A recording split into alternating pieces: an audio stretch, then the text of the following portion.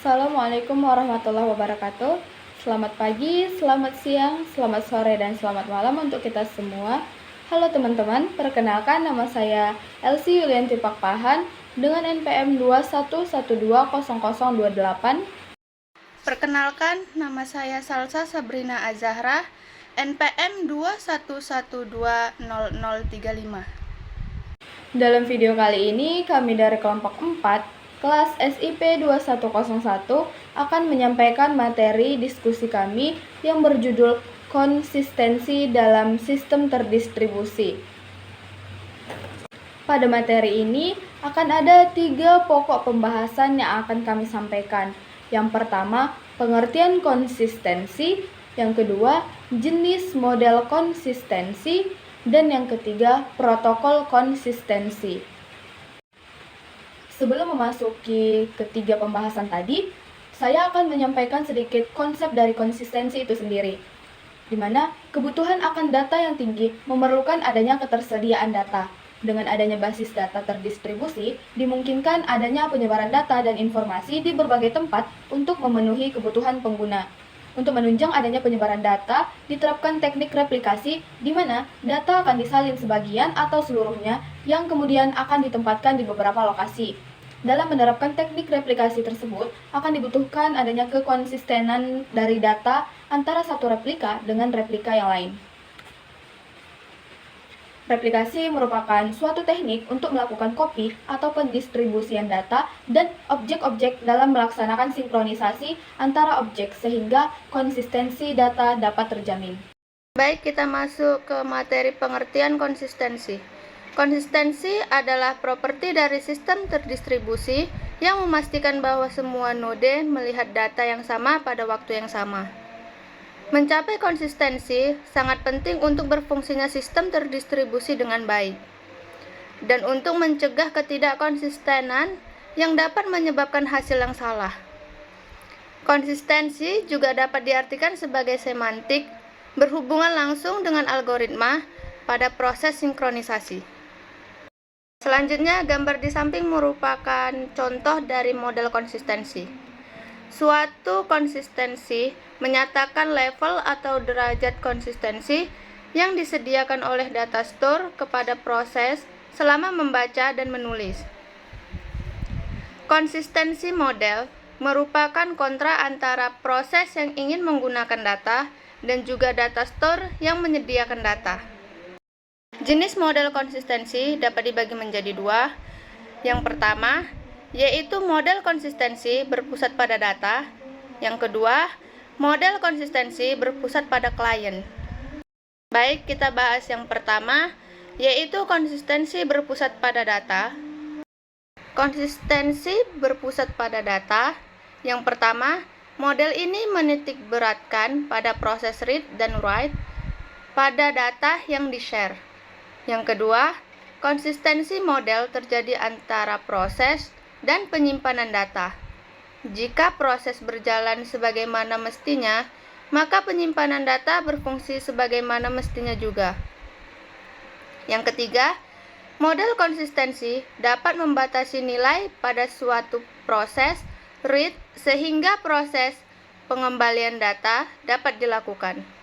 Beberapa di antaranya dibatasi. Semakin terbatas pembatasan nilai yang ada, maka semakin mudah diterapkan. Dan yang terakhir yaitu pembatasan konsistensi meliputi beberapa tahap. Adapun proses bacaan pada suatu item data. Data X, kembalikan satu nilai sesuatu dengan hasil dari yang paling terbaru dituliskan item data X. Nah, di slide ke-10 ini ada gambar yang merupakan ilustrasi dari konsistensi berpusat pada data. Ada 2 proses, di mana di gambar A terjadi pembatasan konsistensi, sedangkan pada gambar B tidak menggunakan pembatasan konsistensi. Disclaimer, ilustrasi ini merupakan perilaku proses Rx untuk proses read pada X, dan yang memunculkan hasil K, di mana Wx merupakan proses write pada data X. Kita akan melihat perbedaan dari gambar A dan juga gambar B. Pada gambar A, proses 1 akan melakukan proses write pada data X yang menghasilkan A. Kemudian pada proses 2-nya akan melakukan perilaku proses read pada data X yang menghasilkan A. Nah, itu dia terjadi pembatasan konsistensi, sehingga ketika data yang ingin kita lihat, dia konsisten ataupun dapat dilihat dengan jelas. Sedangkan pada gambar yang B, proses satunya terjadi perilaku proses write pada data X yang menghasilkan A, dan pada proses keduanya itu terjadi perilaku read pada data X yang menghasilkan nil, dan juga terjadi perilaku read pada data X yang menghasilkan A. Ini tidak menggunakan pembatasan konsistensi, sehingga terjadi banyak proses read.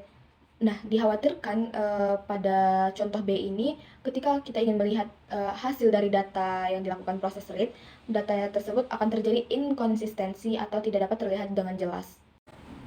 Selanjutnya, ada konsistensi berpusat pada data dibagi menjadi dua. Yang pertama, sequential consistency and linear reusability, dan yang kedua, causal consistency.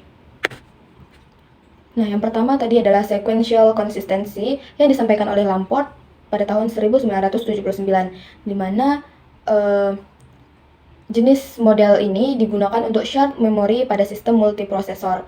Dalam data store, dikatakan sequentially consistent apabila memenuhi kondisi berikut. Yang pertama, hasil dari tiap eksekusi adalah sama jika operasi read dan write untuk seluruh proses di data store dieksekusi pada beberapa perintah yang terurut atau sequential. Dan yang kedua, operasi untuk setiap proses terlihat pada urutan yang diperintah secara spesifik oleh program. Yang kedua ada causal consistency yang disampaikan oleh Hutto dan Ahmad pada tahun 1990. Causal consistency lebih lemah dibandingkan dengan sequential consistency. Causal consistency merupakan proses penulisan atau write harus terlihat pada perintah yang berbeda dan pada mesin yang berbeda. Sistem menggunakan causal consistency jika write berpotensi yang disebabkan saling terkait dilihat oleh node di dalam sistem dengan perintah yang sama. Kebersamaan write akan terlihat di dalam perintah yang berbeda pada node yang berbeda. Disinilah letak kelemahannya dibandingkan dengan sequential consistency yang membutuhkan node-node untuk melihat proses write pada pesanan yang sama. Yang kedua, konsistensi berpusat pada klien. Konsistensi berpusat pada klien. Kita berasumsi bahwa tidak ada proses update secara simultan terhadap penyimpanan data. Atau ketika terjadi proses tersebut, bisa dengan mudah diselesaikan. Mereka dapat dengan mudah dipecahkan, dan kebanyakan operasinya tersebut melibatkan pembacaan data. Selanjutnya, kita perhatikan untuk domain name system atau World Wide Web.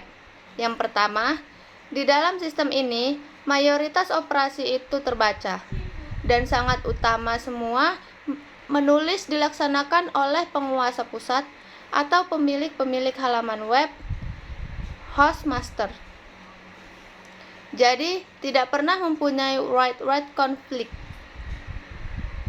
Yang kedua, jika tidak ada update berlangsung dalam jangka waktu lama, semua replika akan secara berangsur-angsur dijadikan konsisten, atau data lama akan dihapus dari cache. Untuk di slide ke-16 ini ada gambar ataupun ilustrasi dari contoh konsistensi yang berpusat pada klien. Nah, di gambar ini dapat kita lihat ada komponen portable komputer, ada proses read dan write operation, ada juga proses distribute dan unreplicated database, artinya terjadi proses penyebaran dan replikasi dari database. Selanjutnya juga client move to other location and transparently connect to other replika. Nah, portable komputer yang di bawah itu bisa langsung melakukan proses replika, kemudian disebarkan ke portable lainnya.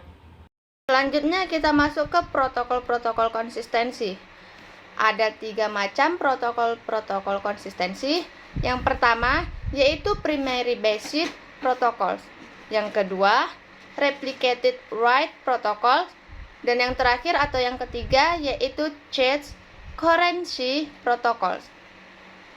Demikianlah penjelasan dari kami mengenai pengertian konsistensi, jenis model konsistensi, dan protokol konsistensi. Sekian dan terima kasih. Wassalamualaikum warahmatullahi wabarakatuh.